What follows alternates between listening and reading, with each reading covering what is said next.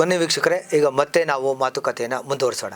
ಪಾಸ್ಪೋರ್ಟ್ನ ಇಲ್ದಂಗೆ ಮಾಡ್ತಾರೆ. ಇದಕ್ಕೆ ನಾವು ಪಾಸ್ಪೋರ್ಟ್ ಇಲ್ಲ ಅಂದರೆ ಸಮಸ್ಯೆ ಆಗುತ್ತೆ ಅಂತೇಳಿ ನಮ್ಮ ದಿನೇಶ್ ಜೋಶಿ ಅವರು ಮತ್ತು ಎಲ್ಲೆಲ್ಲಿಂದನೂ ಇನ್ಫ್ಲುಯೆನ್ಸ್ ಮಾಡ್ತಾರೆ. ಏನು ಮಾಡಿದ್ರು ಪೊಲೀಸು ಒಪ್ಪಂಗೆ ಕಾಣಲ್ಲ ಪಾಸ್ಪೋರ್ಟ್ ಕ್ಲಿಯರ್ ಮಾಡೋಕ್ಕೆ. ಅಂದರೆ ಯಾವ ಮಟ್ಟಕ್ಕೆ ಇವರು ಪೊಲೀಸ್ ಸ್ಟೇಷನ್ಗೆ ಹೋಗಿ ನನ್ನ ಬಗ್ಗೆ ಒಂದು ದೊಡ್ಡ ಟೆರರಿಸ್ಟ್ ಥರ ಚಿತ್ರಣ ಕೊಟ್ಬಿಟ್ಟಿದ್ದಾರೆ. ಯಾಕೆಂದರೆ ಅವ್ರಿಗೆ ಸರ್ಕಲ್ ಇನ್ಸ್ಪೆಕ್ಟರ್ಗೆ ನನ್ನ ಬಗ್ಗೆ ಗೊತ್ತಿಲ್ಲ, ಅವರು ಹೊಸ್ದಾಗೆ ಬಂದಿರೋದು, ನನ್ನ ಬಗ್ಗೆ ಗೊತ್ತಿಲ್ಲ. ಇವ್ರು ಏನು ಮಾಡಿದ್ದಾರೆ ಅಂತಂದರೆ, ಯಾವುದೋ 25 ವರ್ಷದ ಹಿಂದೆ ಯಾರೋ ನಮ್ಮ ಹುಡುಗರು ಗಲಾಟೆ ಮಾಡ್ಕೊಂಡಾಗ ನಾನು ಹೋಗಿ ಅವ್ರನ್ನ ಬಿಡಿಸಿ ಅವ್ರನ್ನ ಇದು ಮಾಡಿದಾಗ ಆವಾಗ ಅಲ್ಲಿ ಗಲಾಟೆ ಏನೋ ಅವ್ರಿಗಾಗಿದ್ದು ನನ್ನೂ ಸೇರಿಸಿ ಕಂಪ್ಲೇಂಟ್ ಕೊಟ್ಟಿರ್ತಾರೆ. ಅದು ಪತ್ರಿಕೆಯಲ್ಲಿ ಬಂದಿರುತ್ತೆ. ಆ ಹಳೆ ಕಾಪಿಗಳನ್ನೆಲ್ಲ ಶೇಖರಣೆ ಮಾಡಿಕೊಂಡು ತೊಗೊಂಡೋಗಿ ಅವ್ರ ಮುಂದೆ ಇಟ್ಟು ಇವನು ಸಾರ್ ಹಂಗೆ ಸಾರ್ ಹಿಂಗೆ ಸಾರ್ ಅಂತ ಹೇಳ್ಬಿಟ್ಟು ಇನ್ಸ್ಪೆಕ್ಟ್ರಿಗೆ ಪುಸಲಾಯಿಸಿ ಕೇಸ್ ರಿಜಿಸ್ಟರ್ ಮಾಡಿಸ್ಬಿಟ್ಟಿದ್ದಾರೆ. ಸರಿ, ನಾನು ಆವಾಗ ನಮ್ಮ ದಿನೇಶ್ ಜೋಶಿಯವರು ಇಲ್ಲ ಇದು ನೀವು ಬರಲೇಬೇಕು ಅಂತೇಳಿ ಒಬ್ಬರು ಹೈಕೋರ್ಟ್ ಅಡ್ವೊಕೇಟ್ನ ಇಟ್ಟು ನನಗೆ ಪಾಸ್ಪೋರ್ಟ್ನ ಕೊಡೋದಕ್ಕೆ ವ್ಯವಸ್ಥೆ ಮಾಡೋದು. ಪಾಸ್ಪೋರ್ಟ್ ಸಿಕ್ಬಿಡುತ್ತೆ, ನನಗೆ ಪಾಸ್ಪೋರ್ಟ್ ಸಿಗುತ್ತೆ. ಸಿಕ್ಕಾದ್ಮೇಲೆ ಇವರು ಏನು ಮಾಡ್ತಾರೆ, ನಾನು ಪಾಸ್ಪೋರ್ಟ್ ತೊಗೊಂಡು ಇಮಿಡಿಯೇಟಾಗಿ ಎಲ್ಲರೂ ಹೋಗಿರ್ತಾರೆ, ನಾನು ಏರ್ಪೋರ್ಟ್ಗೆ ಹೋಗ್ತೀನಿ. ಏರ್ಪೋರ್ಟ್ಗೆ ಹೋಗಿ ನಾನು ನನಗೆ ಬೋರ್ಡಿಂಗ್ ಟಿಕೆಟ್ ಆಯಿತು, ಇಮಿಗ್ರೇಷನ್ ಹೋಗ್ತೀನಿ, ನನ್ನ ಅರೆಸ್ಟ್ ಮಾಡ್ತಾರೆ. ಅಲ್ಲಿಂದ ಸ್ಟೇಷನ್ಗೆ ಇನ್ಫಾರ್ಮೇಷನ್ ಕೊಟ್ಟು ನಿಮ್ಮ ಮೇಲೆ ಕೇಸ್ ಇದೆ, ನಿಮ್ಮನ್ನು ಅರೆಸ್ಟ್ ಮಾಡಬೇಕಾಗುತ್ತೆ ಅಂತ ಹೇಳ್ಬಿಟ್ಟು ಅಲ್ಲಿಂದ ಒಬ್ಬ ಟೆರರಿಸ್ಟ್ ಥರ ಅರೆಸ್ಟ್ ಮಾಡ್ಕೊಂಬಂದು ಗೋವಿಂದರಾಜ್ ನಗರ ಪೊಲೀಸ್ ಸ್ಟೇಷನ್ಗೆ ತೊಗೊಂಬರ್ತಾರೆ. 4 ದಿವಸ ನನ್ನನ್ನು ಕಸ್ಟಡಿಗೆ ತೊಗೊತಾರೆ, ಪೊಲೀಸ್ ಕಸ್ಟಡಿಗೆ ತೊಗೊತಾರೆ. ಈಗ ನಾನು ಹೇಳೋದೇನಂತಂದರೆ, ಪೊಲೀಸ್ ಕಸ್ಟಡಿಗೆ ತೊಗೋಬೇಕಾದ್ರೆ ಒಂದು ಫೈನಾನ್ಷಿಯಲಿ ಮ್ಯಾಟ್ರು, ಒಂದು ಚೀಟಿಂಗು, ಆ ಅಮ್ಮ ಹೇಳ್ತಾರದು ಸರಿನಾ ತಪ್ಪ ಅಂತ ಪರಿಶೀಲನೆ ಮಾಡಬೇಕಾಗಿತ್ತು.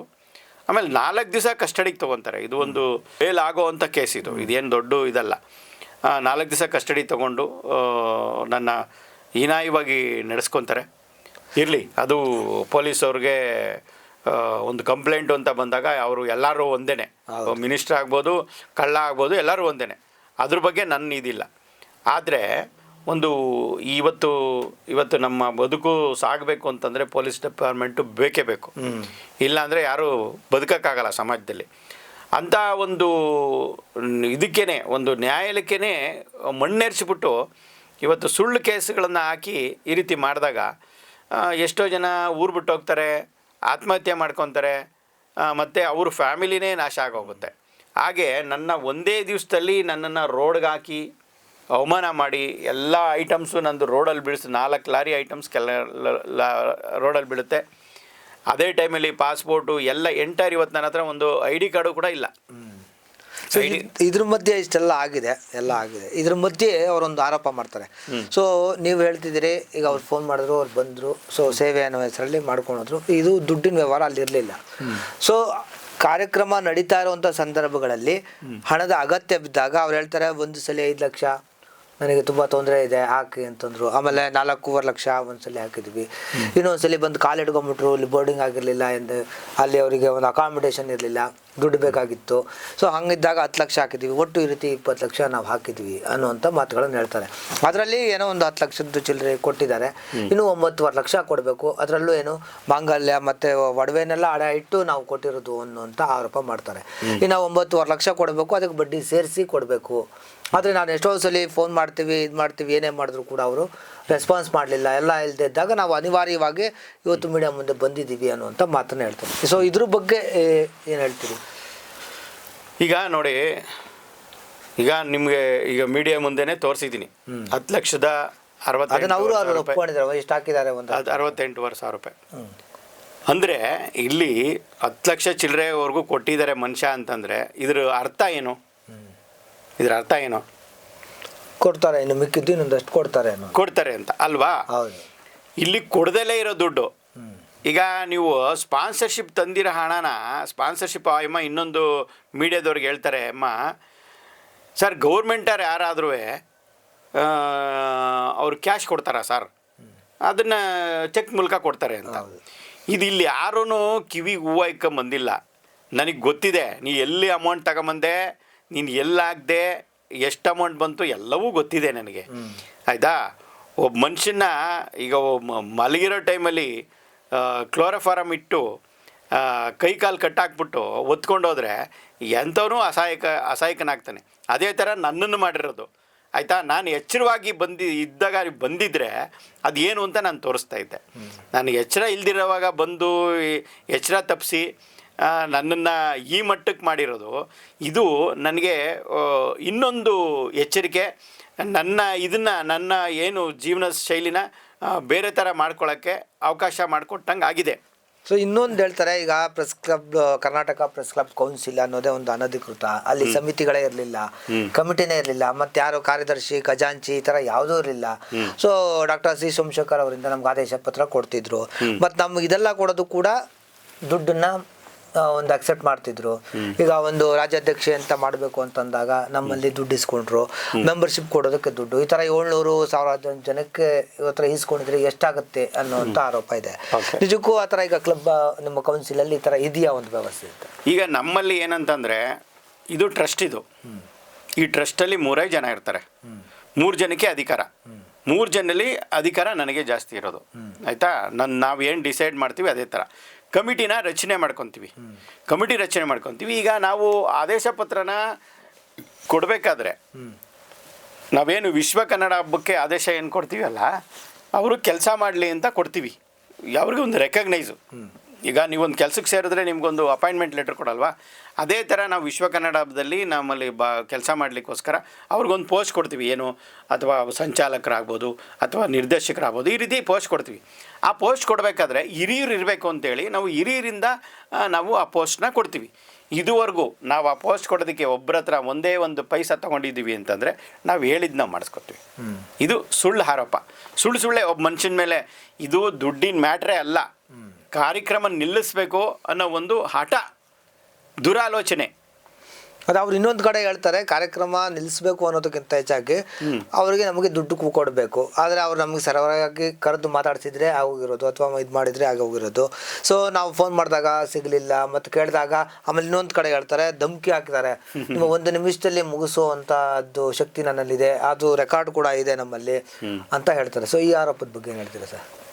ನಾವು ನಮ್ಮ ಜೀವನದಲ್ಲಿ ಯಾರಿಗೂ ಧಮಕಿ ಹಾಕಿದ್ದು ಒಂದು ಇದು ನಿದರ್ಶನಗಳು, ಒಂದು ಉದಾಹರಣೆ ಕೂಡ ಇಲ್ಲ.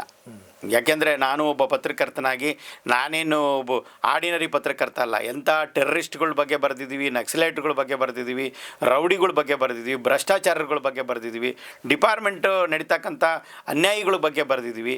ನಾವು ಯಾರಿಗೂ ಎದರೋ ಪ್ರಶ್ನೆನೇ ಇಲ್ಲ, ನೇರವಾಗಿರೋ ಅಂಥವ್ರು. ಅವ್ರ ಆಡಿಯೋ ರೆಕಾರ್ಡ್ ಇದೆ ಅಂತ ಹೇಳ್ತಾರಲ್ಲ? ಖಂಡಿತ ಇಲ್ಲ, ಆಡಿಯೋ ರೆಕಾರ್ಡ್ ಅವ್ರು ತೋರಿಸ್ಬಿಡ್ಲಿ, ಅವೆಲ್ಲ ಸುಳ್ಳು. ಈಗ ಆಡಿಯೋ ರೆಕಾರ್ಡ್ ಇದೆ ಅಂತ ಹೇಳ್ತಾರೆ ಅಷ್ಟೇ, ಅದನ್ನು ಪ್ಲೇ ಮಾಡಲ್ಲ. ಈಗ ನಾನು ಹೇಳಿದ್ದೀನಿ ಏನಂತಂದರೆ, EMನ ಯೋಗ್ಯತೆಗಳು ಏನೆಲ್ಲ ಇದೆ ಅನ್ನೋದನ್ನು ನಮ್ಮ ಮುಂದೆ ಕೆಲವರೆಲ್ಲ ಬಂದು ತಂದು ಇಟ್ಟಿದ್ದಾರೆ. ಅದನ್ನು ನಾವು ಏನು ಹೇಳ್ದೋ, ನೋಡಮ್ಮ ನೀನು ನನ್ನ ಮೇಲೆ ಸುಳ್ಳು ಆರೋಪಗಳನ್ನು ನೀವು ಮಾಡ್ತಾ ಇದೆಯಾ, ನಿನ್ನ ಮೇಲೆ ಬಂದಿರೋ ಆರೋಪನ ನಾವೇನಾದರೂ ಒಂಚೂರು ಪ್ಲೇ ಮಾಡಿಬಿಟ್ರೆ ಅದು ಬೇರೆ ಏನೇನೋ ಆಗ್ಬಿಡುತ್ತೆ, ಅವೆಲ್ಲ ಬೇಡ ಅಂತ ಹೇಳಿದ್ದೀವಿ ಅಷ್ಟೇ. ನೀನು ನನ್ನ ಮೇಲೆ ಸುಳ್ಳೆ ಆರೋಪ ಮಾಡ್ತಿದ್ಯಲ್ಲ, ನಿನ್ನ ಮೇಲಿರೋ ಆರೋಪನ ನಾವೇನಾದ್ರು ಪ್ಲೇ ಮಾಡಿದ್ರೆ ಅದು ಬೇರೆ ಥರನೇ ಆಗೋಗ್ಬಿಡುತ್ತೆ ಅಂತ ನಾವು ಹಂಗೆ ಹೇಳಿದ್ವು ಹೊರತು ಪ್ರಾಣ ಬೆದರಿಕೆ ಇವೆಲ್ಲ ಸುಳ್ಳು. ಮತ್ತು ಇನ್ನೊಂದು ಕಡೆ ಹೇಳ್ತಾರೆ, ಇವಾಗ ಈಗ ಪ್ರಾಣ ಬೆದರಿಕೆ ಒಂದು ಹಾಕಿದ್ದು ನೀವು ಅದನ್ನು ಆರೋಪ ಸುಳ್ಳು ಅಂತಿದ್ದೀರಿ. ಇನ್ನೊಂದು ಅಷ್ಟೇನು ಹೇಳ್ತಾರೆ, ಈ ಮಹಿಳೆಯರ ಜೊತೆಯಲ್ಲಿ ಅಸಭ್ಯವಾಗಿ ವರ್ತನೆಯನ್ನು ಮಾಡ್ತಾರೆ ಅನ್ನೋಂಥ ಒಂದು ಆರೋಪ ಕೂಡ ಮಾಡ್ತಾರೆ. ಯಾಕಂದರೆ ಸುಮಾರು ಜನ ಬರೋರಿದ್ರು, ಅವ್ರು ಯಾರು ಬಂದಿಲ್ಲ, ಸೊ ಅನ್ನೋಂಥ ಆರೋಪ ಕೂಡ ಇದೆ. ಸೊ ಅದ್ರ ಬಗ್ಗೆ ಏನು ಹೇಳ್ತೀರಿ? ಈ ನಮಗೆ 2ನೇ ವಿಶ್ವ ಕನ್ನಡ ಹಬ್ಬದಲ್ಲಿ EMನಿಂದ ಆಗಿದ್ದು ಒಂದು ತರಲೆಗಳೆಲ್ಲ ಆಯ್ತಲ್ವ, ಆ ಒಂದು ತರಲೆಗಳಿಗೋಸ್ಕರ ನಾವು ಈ ಸಲ ತೊಗೊಂಡೇ ಇಲ್ಲ, ಕಮಿಟಿನೇ ಬೇಡಪ್ಪ ಅಂತ ಹೇಳ್ಬಿಟ್ಟು ಕಮಿಟಿನೇ ತೊಗೊಂಡಿಲ್ಲ. ಒಂದೇ ಒಂದು ಉದಾಹರಣೆ ಅಸಭ್ಯವಾಗಿ ನಡ್ಕೊಂಡಿದ್ಯಾ ಅಂತ ಒಂದು ತೋರಿಸ್ಬಿಟ್ರೆ ನಾವು ಹೇಳಿದ್ದು ನಾನು ಮಾಡಿಸ್ಕೊತೀನಿ, ಆ ಅಮ್ಮನ ನಾಲ್ಗೆ ಬಿದ್ದೋಗ್ಬಿಡುತ್ತೆ. ಯಾಕೆ ಅಂತಂದರೆ ನಾವು ಹೆಣ್ಮಕ್ಳು ಅಂತಂದರೆ ಭಾಳ ಗೌರವವಾಗಿ ಮನೆ ಹೆಣ್ಮಕ್ಳು ನಮ್ಮ ಮಕ್ಕಳಿಗಿನ ಹೆಚ್ಚಾಗಿ ನೋಡ್ಕೊಂಡಿದ್ದೀವಿ. ಹಂಗೆ ಆ ಅಮ್ಮ ಆ ಥರ ಏನು ಹೇಳಿದ್ರೆ ನಾಲ್ಗೆ ಬಿದ್ದೋಗುತ್ತೆ.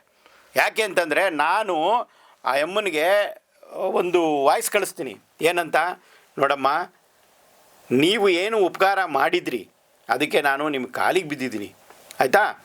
ನಿಮಗೇನು ಕಾಲಿಗೆ ಬಿದ್ದಿದ್ದು ನಿಜಾನ ಅದು? ಹೌದು, ಕಾಲಿಗೆ ಬಿದ್ದಿದ್ದೀನಿ. ನೀನು ತಾಯಿನಮ್ಮ, ನೀನು ಸಮಯದಲ್ಲೇ ಹೆಲ್ಪ್ ಮಾಡಿದೆ ಅಂತ ಹೇಳ್ಬಿಟ್ಟು ನನ್ನ ಕಾಲಿಗೆ ಬಿದ್ದಿದ್ದು ನಿಜ, ಅದು ಇಲ್ಲ ಅಂತ ನಾನು ಹೇಳಲ್ಲ, ಆ ಟೈಮಲ್ಲಿ ಮಾಡಿದ್ದಕ್ಕೆ. ಆದರೆ ನೀನು ಇದುವರೆಗೂ ಮಾಡಿದ್ದೇನು, ಇದುವರೆಗೂ ಮಾಡ್ತಾ ಇರೋದೇನು, ಮಾತಾಡ್ತಾ ಇರೋದೇನು, ನೀನು ಬಾಯ ಇಲ್ಲ ಏನಾದ್ರು ಬಚ್ಚಲ, ನಿಂದು ಮಾತಾಡ್ಬೇಕಾದ್ರೆ ಒಬ್ಬ ಮನುಷ್ಯನ ಮೇಲೆ ಆರೋಪ ಮಾಡಬೇಕಾದ್ರೆ ಇರೋದನ್ನ ಆರೋಪ ಮಾಡಿರಿ. ಅದನ್ನ ಬಿಟ್ಬಿಟ್ಟು ಇಲ್ಲದನ್ನ ಡ್ಯಾಮೇಜ್ ಮಾಡೋಕ್ಕೆ ಆಗಲ್ಲ, ಇವನ್ನ ಸೋಲ್ಸೋಕ್ಕೆ ಆಗಲ್ಲ ಅಂತ ಬಂದ ಟೈಮ್ನಲ್ಲಿ ಇಲ್ಲದನ್ನ ಆರೋಪ ಮಾಡಬಾರ್ದು. ಯಾಕೆಂದರೆ ನಿನಗೂ ಮಗ ಇದ್ದಾನೆ, ಫ್ಯಾಮಿಲಿ ಇದೆ, ಎಲ್ಲವೂ ಇದೆ, ಆಯಿತಾ. ಒಬ್ಬ ಮನುಷ್ಯನ ಮೇಲೆ ಆರೋಪ ಮಾಡ್ಬೇಕಾದ್ರೆ ಈ ರೀತಿ ಆರೋಪ ಮಾಡಬಾರ್ದು.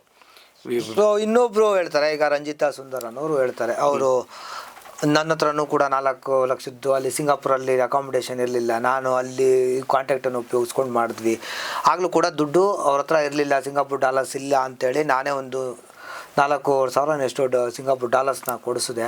ಅದರಲ್ಲೂ ಕೂಡ ನಮ್ಗೆ ರಿಫಂಡ್ ಆಗಿಲ್ಲ, ಒಂದು ಚಿಲ್ಲರೆ ಆ ಥರ ರಿಫಂಡ್ ಆಗಿದೆ, ಇನ್ನೊಂದಷ್ಟು ನಾವು ಕೊಡಲ್ಲಮ್ಮ, ಅಲ್ಲೆಲ್ಲ ಇದಾಯ್ತಲ್ಲ, ಹಾಗಾಗಿ ನಾವು ಅದನ್ನು ರಿಫಂಡ್ ಮಾಡಲ್ಲ ಅಂತ ಆರೋಪ. ಆ ಅಮ್ಮ ಏನು ಕೊಟ್ಟಿದ್ರು ಅದಕ್ಕೆ ನಾವು ರಿಟರ್ನ್ ಕೊಟ್ಟಿರೋದಕ್ಕೆ ನಮ್ಮ ಹತ್ರ ದಾಖಲೆ ಇದೆ, ಆಯಿತಾ. ಅಕೌಂಟ್ ಥ್ರೂ ಕಳಿಸಿದ್ದೀವಿ. ಆಮೇಲೆ ಆ ಅಮ್ಮ ನಮಗೆ ಟಿಕೆಟು ಅಕಾಮಿಡೇಷನ್ದು ನಮಗೆ ಕೊಡಬೇಕು. ಯಾಕೆಂದರೆ ನಾವು ಫಸ್ಟೇ ಬರೆಸ್ಕೊಂಡಿದ್ದೀವಿ ಟಿಕೆಟು ಅಕಾಮಿಡೇಷನ್ದು ನಾವು ಕೊಡಬೇಕು ಅಂತ. ಯಾಕೆಂದರೆ ಆ ಅಮ್ಮ ಇಲ್ಲಿ ಆ ಹುಡುಗಿ ನಮ್ಮ ಹತ್ರ ಕೆಲಸ ಮಾಡ್ತೀನಿ ಅಂತ ಬಂದುಬಿಟ್ಟು ಇಲ್ಲಿಗೆ ಬರ್ತಿರ್ಲಿಲ್ಲ, ಈ ಅಮ್ಮ ಎಲ್ಲೋ ಹೋಗ್ತಿದ್ಲು, ಆಯಿತಾ. ಅದು ನಮಗೆ ಬೇಡ, ಅವ್ರವ್ರ ಪರ್ಸ್ನಲ್ಲು, ಆಯಿತಾ. ಅಲ್ಲಿ ವಿಶ್ವ ಕನ್ನಡ ಹಬ್ಬದಲ್ಲೂ ಕೂಡ ನಮ್ಮ ಕಾರ್ಯಕ್ರಮ ಆದ ತಕ್ಷಣ ಈ ಅಮ್ಮ ಪತ್ತೇನೇ ಇಲ್ಲ. ಆ ಅಮ್ಮ ಜನರಲ್ ಸೆಕ್ರೆಟ್ರಿ ಅಂತ ತೊಗೊಂಡ್ಮೇಲೆ ಪ್ರತಿಯೊಂದು ಸಟ್ರೇಟ್ ಮಾಡಬೇಕಾಗಿತ್ತು, ಸಟ್ರೇಟ್ ಮಾಡಲಿಲ್ಲ. ಕಂಪ್ಲೀಟ್ ಆ ಅಮ್ಮ ಬಿಟ್ಬಿಟ್ಟು ವಾಪಸ್ ನಾವು ಬರೋವರೆಗೂ ಆ ಅಮ್ಮ ಇರಲಿಲ್ಲ, ಆಯಿತಾ. ಅವೆಲ್ಲ ಬೇರೆ ನಾವು ಹೇಳಕ್ಕೆ ಹೋದರೆ ಬೇರೆ ಬೇರೆ ಥರ ಆಗಿಬಿಡುತ್ತೆ. ಯಾಕೆಂದರೆ ನಮ್ಮ ಮೇಲೆ ಈ ರೀತಿ ಆರೋಪ ಮಾಡಿದಾಗ ಅವ್ರಗಳ ಬಗ್ಗೆ ನಾವು ಈ ರೀತಿ ಮಾಡಲೇಬೇಕಾಗತ್ತೆ. ಏನು ವಿಚಾರಗಳಿದೆ ಅದನ್ನು ಹೇಳಲೇಬೇಕಾಗತ್ತೆ. ಅದನ್ನು ಫುಲ್ ಓಪನ್ ಆಗಿ ನಾನು ಹೇಳಲ್ಲ, ಮುಂದಿನ ದಿನಗಳಲ್ಲಿ ಏನು ಅನ್ನೋದು ಗೊತ್ತಾಗುತ್ತೆ. ಹಾಗಾಗಿ ನಮಗೆ ಯಾವುದೇ ಥರದ್ದು ಯಾರಿಗೂ ಬಾಕಿ ಕೊಡಬೇಕಾಗಿಲ್ಲ, ಅವರೇ ನಮಗೆ ಬಾಕಿ ಕೊಡಬೇಕಾಗಿದೆ. ಸೊ ಈಗ ಈ ವಿಶ್ವ ಕನ್ನಡ ಹಬ್ಬದಲ್ಲಿ ಇಷ್ಟೆಲ್ಲ ಅವಾಂತರಗಳಾಗಿದೆ. ಇದ್ರ ಮಧ್ಯೆ ಇವರು ಮಸ್ಕತ್ನಲ್ಲಿರುವಂತಹ ಕನ್ನಡ ಸಂಘದ ಅಧ್ಯಕ್ಷರಿಗೂ ಕೂಡ ನೋಟಿಸ್ ಕಳಿಸ್ತೀವಿ, ನಿಲ್ಲಿಸಬೇಕು ಅಂತ ಹೇಳ್ತಾರೆ. ಸಾಧ್ಯ ಇದೆಯಾ ಈ ಥರ ಯಾರಾದ್ರು ಒಬ್ಬರು ಒಂದು ಕನ್ನಡದ ಒಂದು ಕಾರ್ಯಕ್ರಮ ನಿಲ್ಲಿಸೋದಕ್ಕೆ? ಅವ್ರು ಹೇಳುವಂಥದ್ದು ನನಗೆ ಮೋಸ ಆಗಿದೆ, ಅಲ್ಲಿ ಹೋಗಿ ಇನ್ನೇನು ಮಾಡ್ತಾರೆ, ನಮಗೆ ಒಂದು ಹೆಣ್ಣಿಗೆ ನ್ಯಾಯ ಕೊಡೋಕ್ಕಾಗದೇ ಇರೋರು, ಒಂದು ಹೆಣ್ಣಿಗೆ ಒಂದು ಇದು ಕೊಡೋಕ್ಕಾಗದೇ ಇರೋರು ಅಲ್ಲಿ ಹೋಗಿ ಕನ್ನಡ ಹಬ್ಬ ಮಾಡಿ ಏನು ದಬಾಕ್ತಾರೆ ಅನ್ನುವಂಥ. ಈಗ ನಾನು ಹೇಳೋದೇನಂತಂದರೆ, ನಿಮಗೆ ಫೈನಾನ್ಷಿಯಲಿ ಮ್ಯಾಟ್ರು ಆ ಎಮ್ಮನ ಪ್ರಕಾರನೇ ತೊಗೊಂಡ್ರು ಕೂಡ 15 ಲಕ್ಷ ರೂಪಾಯಿ ಲೆಕ್ಕ, ಆಯಿತಾ. 10 ಲಕ್ಷದ ಚಿಲ್ಲರೆ ಅವ್ರು ಹೇಳೋ ಲೆಕ್ಕ 20 ಲಕ್ಷ ಹೇಳ್ಕೋಬೋದು. ಈಗ 40 ಲಕ್ಷ 50 ಲಕ್ಷ ಯಾರು ಹೇಳ್ಬೋಬೋದು, ಹೇಳ್ಕೊಳ್ಳೋದಕ್ಕೆ ಏನಂತೆ. 10 ಲಕ್ಷ ದಾಖಲೆ ಇದೆ ಅಂತ ಹೇಳ್ತಾರಲ್ಲ ಅವ್ರು. ಯಾವ ದಾಖಲೆ ಇದೆ? ಈಗ ಸ್ಪಾನ್ಸರ್ಶಿಪ್ಪು ಬೇರೆ ಕಡೆಯಿಂದ ತಗೊಂಬಂದಿರೋದನ್ನ ತಗೊಂಬಂದು ಹಾಕ್ಬಿಟ್ಟು ನಂದೇ ಅಂದ್ಬಿಟ್ರೆ, ನೀನು ಅಕೌಂಟ್ ಥ್ರೂ ಕೊಟ್ಟಿದ್ದೀಯ ಎಲ್ಲನೂ, ನೀನು ಕ್ಯಾಶ್ ವಾಪಸ್ ಕೊಡು ಅಂತೀಯ. ಕ್ಯಾಶು ವಾಪಸ್ಸು ಯಾವಾಗ ನಮ್ಮ ಆಡಿಟ್ರು ನಾನು ಬೈಲಿಲ್ಲ ಅಂದರೆ ನಾನು ಕ್ಯಾಶ್ ಕೊಟ್ಬಿಡ್ತಿದ್ದೆ. ಇವತ್ತು 1 ರೂಪಾಯಿನೇ ಕೊಡ್ದಂಗೆ ಆಗ್ಬಿಟ್ಟಿರೋದು ನಂದು ಇವಾಗ. ಈಗ ನಿನ್ನ ದುಡ್ಡಿನ ವ್ಯವಹಾರನೇ ಇತ್ತು ಅಂತಂದರೆ ನನಗೆ 20 ಸಲ ಕಾಲ್ ಮಾಡಿಲ್ಲ. ಆ ಅಮ್ಮ 2-3 ಸರಿ ಕಾಲ್ ಮಾಡಿದಾಗ ನಾನು ಎತ್ತಿಲ್ಲ. ಏನಂತಂದರೆ ಕಮಿಷನಿಗೆ ಕಾಲ್ ಮಾಡ್ತಾ ಇದ್ದಿತ್ತು, ದುಡ್ಡುಗಲ್ಲ, ಕಮಿಷನಿಗೆ ಕಾಲ್ ಮಾಡ್ತಾ ಇದ್ಲು. ಆಮೇಲೆ ಇದಕ್ಕೆ ಏನೋ ನಮ್ಮನ್ನ ವಿಶ್ವ ಕನ್ನಡ ಹಬ್ಬಕ್ಕೆ 3ನೇದಕ್ಕೆ ತೊಗೊಳ್ಳಿಲ್ಲ ಅನ್ನೋದಕ್ಕೋಸ್ಕರ ಕಾಲ್ ಮಾಡ್ತಾ ಇದ್ದಿತ್ತು. ಯಾಕೆಂದರೆ ನನಗೆ ತೊಗೊಳಕ್ಕೆ ಇಷ್ಟ ಇರಲಿಲ್ಲ. ಯಾಕೆಂದರೆ ಈ ಅಮ್ಮನ ಅವತಾರಗಳನ್ನೆಲ್ಲ ನೋಡಿದ್ದೋ, ಅದರಿಂದ ನಾವು ಆ ಎಮ್ಮನ್ನು ತೊಗೊಳಕ್ಕೆ ಇಷ್ಟ ಇರಲಿಲ್ಲ. ಮತ್ತು ನಮಗೆ ಬೇರೆ ಬೇರೆ ಥರ ವಿಚಾರಗಳು ಬಂತು. ಈ ಎಮ್ಮನಿಂದ ನಮಗೆ ಒಳ್ಳೆ ಹೆಸರಿಗಿನ್ನ ಕೆಟ್ಟ ಹೆಸರು ಬರುತ್ತೆ ಅಂತ ಹೇಳ್ಬಿಟ್ಟು ನಾವು ತೊಗೊಂಡಿಲ್ಲ ಆ ಎಮ್ಮನ್ನು. ಹಂಗಾಗಿ ಆ ಎಮ್ಮನಿಗೆ ನಮ್ಮ ಮೇಲೆ ಕೋಪ ಜಾಸ್ತಿಯಾಗಿ ಅಲ್ಲಿ ಮಸ್ಕತ್ತು ಇವಾಗ ದುಡ್ಡಿನ ವ್ಯವಹಾರ ಇದ್ದರೆ ನಮ್ಮ ಹತ್ರ ಬಂದು ಕೂತ್ಕೊಂಡು ಮಾತಾಡಬೇಕು. ಇವಾಗ ಇಲ್ಲೇ ಗೊತ್ತಾಗುತ್ತೆ ಆ ಎಮ್ಮನ ಯೋಗ್ಯತೆಗಳು ಏನು, ಏನೆಲ್ಲ ಮಾಡಿದ್ದಾರೆ ಅಂತ. ನಾವು ಯಾರ್ಯಾರನ್ನ ಭೇಟಿ ಮಾಡ್ತೀವಿ ಅವರಿಗೆ ಮೆಸೇಜ್ ಕಳಿಸೋದು, ನಾವು ಸರಿ ಇಲ್ಲ ಅಂತ. ಈಗ ದುಡ್ಡು ಬೇಕಾಗಿರೋರು ಯಾರನ್ನ 4 ಜನ ಒಳ್ಳೆಯವ್ರನ್ನ ದೊಡ್ಡವ್ರನ್ನ ಕುಂಡಿಸ್ಬಿಟ್ಟು, ಸರ್ ಹಿಂಗಿದೆ ನಮ್ಮ ಸಮಸ್ಯೆ ಇದೆ, ನಮ್ಗೆ ಸ್ವಲ್ಪ ಹೇಳಿ ಕೊಡಿಸಿ ಸರ್ ಅಂತ ಮಾಡೋದು ಹೆಂಗಿದೆ. ಸಿಕ್ದವ್ರು ರೋಡಲ್ಲಿ ಹೋಗೋರು ಬರೋರಿಗೆಲ್ಲ ಸಿಕ್ದವ್ರಿಗೆಲ್ಲ ಮೆಸೇಜ್ ಕಳಿಸೋದು, ವಾಟ್ಸಪ್ಪಲ್ಲಿ ಕಳಿಸೋದು, ಮತ್ತು ನಮ್ಮ ಫೇಸ್ಬುಕ್ಕಿಗೂ ಸೋಷಿಯಲ್ ಮೀಡಿಯಾದಲ್ಲಿ ಕಳಿಸೋದು. ಇದು ಯಾರಾದರೂ ಮಾಡ್ತಾರಾ? ನೀವು ಸಿಗ್ತಾ ಇಲ್ಲ ಅನ್ನೋ ಥರದಲ್ಲಿ ನಾನು ನಾವು ಮಾಡ್ಬೇಕು. ದಿನ ಬೆಳಗಾದರೆ ಎಲ್ಲರಿಗೂ ಸಿಗ್ತಾ ಇದ್ದೀನಿ, ಈ ಎಮ್ಗೆ ಸಿಗಲ್ವಾ? ಅದಾಯಿತು, ಹೋಗಲಿ. ಇಲ್ಲಿಂದ ಮಸ್ಕತ್ ಕನ್ನಡ ಸಂಘಕ್ಕೆ ಒಂದು ಅಡ್ವೊಕೇಟ್ನ ಇಟ್ಕೊಂಡು ನೋಟಿಸ್ ಕಳಿಸಿದ್ದೀರಾ ನೋಡಿ, ಇಲ್ಲಿದೆ. ಈ ನೋಟಿಸ್ಸು ಕಳಿಸೋ ಅಂಥದ್ದು ಏನಿತ್ತು, ಈಗ ಕಾರ್ಯಕ್ರಮನ ನಿಲ್ಲಿಸಿ ಇವ್ರು ಸರಿ ಇಲ್ಲ ಹಾಗೆ ಹೀಗೆ ಅಂತ ಅಲ್ಲಿ ಅಧ್ಯಕ್ಷರಿಗೆ ಈ ಅಮ್ಮ ಲೆಟ್ರ್ ಕಳಿಸಿದ್ದಾರೆ ಅಡ್ವೊಕೇಟ್ನ ಇಟ್ಕೊಂಡು. ನೋಡಿ ಇಲ್ಲಿದೆ. ಈಗ ಅಡ್ವೊಕೇಟ್ನ ಇಟ್ಕೊಂಡು ಇದು ನೋಟಿಸ್ ಕಳಿಸೋ ಅಂಥದ್ದು ಏನಿತ್ತು, ಆಯ್ತಾ?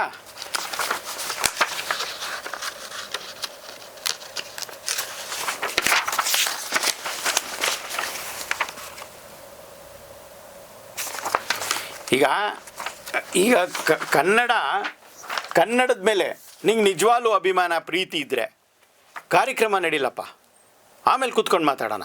ಅಥವಾ ಮುಂಚಿತವಾಗಿಯೇ ಹೋಗಿ, ನಮ್ಮಲ್ಲಿ ದೊಡ್ಡವರಿದ್ದರು, ಸ್ವಾಮೀಜಿ ಗುರೂಜಿಗಳಿದ್ದರು, ನಮ್ಮ ಸಾಹೇಬರಿದ್ದರು, ನಮ್ಮ ಸರ್ವಾಧ್ಯಕ್ಷರು ಕಳೆದ ಬಾರಿ ನಿಕಟಪೂರ್ವ ಸರ್ವಾಧ್ಯಕ್ಷರಿದ್ದರು, ನಮ್ಮ ಷಡಕ್ಷರಿ ಸರ್ ಸರ್ವಾಧ್ಯಕ್ಷರಿದ್ದರು. ಅವ್ರ ಮುಂದೆ ಹೋಗಿ ಕೂತ್ಕೊಂಡು, ಸರ್ ಈ ರೀತಿ ಆಗಿದೆ, ಶಿವಕುಮಾರ್ ತೊಂದರೆ ಕೊಟ್ಟಿದ್ದಾರೆ, ಸ್ವಲ್ಪ ನೀವು ಹೇಳಿ ಸರ್, ಹೇಳ್ಬೋದಾಗಿತ್ತಲ್ಲ. ಇದನ್ನೆಲ್ಲ ಮಾಡ್ತಾರೆ ಯಾರಾದರೂ? ಕನ್ನಡ ಹಬ್ಬಕ್ಕೆ ಕನ್ನಡದ ಮೇಲೆ ನಿಮಗೆ ನಿಜವಾದ ಪ್ರೀತಿ ಇದ್ದಿದ್ರೆ ಈ ಕೆಲಸ ಮಾಡ್ತಿದ್ರಾ ನೀವು ಕಂಪ್ಲೀಟು ಪಾಂಪ್ಲೆಟ್ ಹಂಚೋದು ಬಿಟ್ಟು ಎಲ್ಲವೂ ಮಾಡಿದ್ದೀರಾ. ಎಲ್ಲ ಪತ್ರಿಕೆಗಳು ನನ್ನ ಬಗ್ಗೆ, ನನ್ನ ಫ್ಯಾಮಿಲಿ ಬಗ್ಗೆ ಎಲ್ಲವೂ ಕೆಟ್ಟದಾಗಿ ಇರೋ ವಿಚಾರ ಬಿಟ್ಟು ಇಲ್ಲದ್ದೆಲ್ಲ ಬರೆದಿದ್ದಾರೆ. ಇದು ಇದು ಇದು ಇದು ಮಾಡೋ ಉದ್ದೇಶನ ನಾನು ಅರೆಸ್ಟ್ ಎಲ್ಲ ಮಾಡಿಸಿದ್ರು ಆಯಿತಾ. ಕನ್ನಡ ಹಬ್ಬ ನಿಲ್ಲಿಸಬೇಕು ಅಂತ ಅವ್ರು ಪ್ರಾಮಿಸ್ ಮಾಡಿದರು. ಶಿವಕುಮಾರ್ ಇದರಲ್ಲೇ ಏರ್ಪೋರ್ಟಲ್ಲೇ ನಾನು ಅರೆಸ್ಟ್ ಮಾಡಿಸ್ತೀನಿ ಅಂತ. ಅರೆಸ್ಟ್ ಮಾಡೋ ಅಂಥದ್ದು ನಾನು ಏನು ಮಾಡಿದ್ದೀನಿ?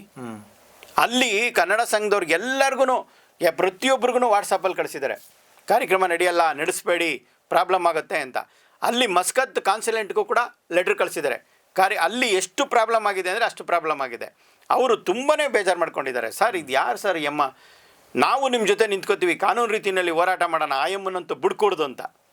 ಹಾಗಾಗಿ ಈ ಥರ ಎಲ್ಲ ತೊಂದರೆ ಕೊಟ್ಟು ಆ ರಂಜಿತಾ, ಆ ಪ್ರತಿಭಾ ಪಟವರ್ಧನ್, ನನ್ನ ಹತ್ರ ಲೆಕ್ಕ ಇದೆ, ಆ ಎಮ್ಮ ತೊಗೊಂಬಂದಿದ್ದೆ ಒಂದು 2-3 ಎಲ್ಲದಕ್ಕೂ 30% ಕಮಿಷನ್ ತೊಗೊಂಡಿದ್ದಾಳೆ ಅಮ್ಮ.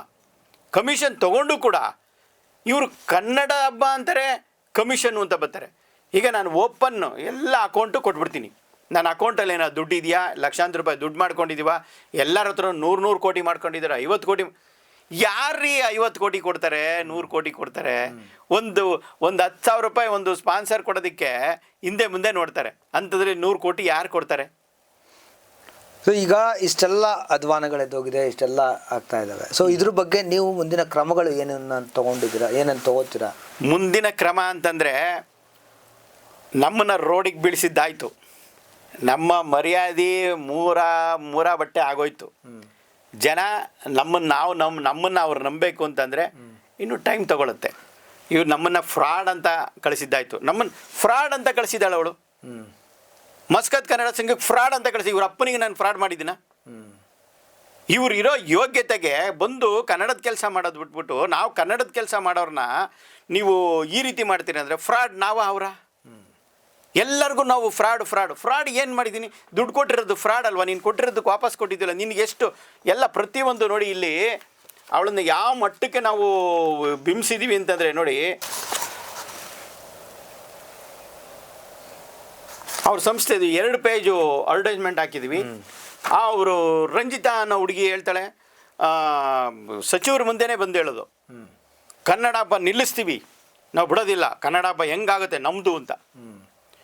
ಈ ರಂಜಿತಾ ಅನ್ನೋ ಹುಡುಗಿ ಏನು ಮಾಡಿದ್ದಾಳೆ ಅಂದರೆ, ನಾವು ವಿಶ್ವ ಕನ್ನಡಿಗ ಅಂತ ಹೇಳ್ಬಿಟ್ಟು ನಾವು ಅಲ್ಲಿ ಒಂದು ಶೋ ಮಾಡಬೇಕು ಅಂತ ಇದ್ದು, ಅದರಲ್ಲಿ ಒಬ್ಬರಿಗೆ ವಿಶ್ವ ಕನ್ನಡಿಗ ಅಂತ ಪ್ರಶಸ್ತಿ ಕೊಡಬೇಕು ಅಂತ.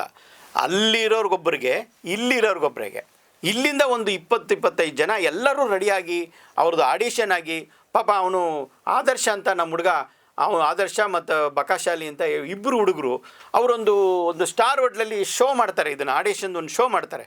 ಶೋ ಮಾಡಿ ಅಲ್ಲಿ ಸೆಲೆಕ್ಟ್ ಮಾಡ್ತಾರೆ. ಪಾಪ ಅಲ್ಲಿಗೆಲ್ಲ ಅವರು ಒಂದು ಹೆಚ್ಚು ಕಮ್ಮಿ ಒಂದು 5 ಲಕ್ಷ ರೂಪಾಯಿ ಖರ್ಚು ಮಾಡ್ತಾರೆ.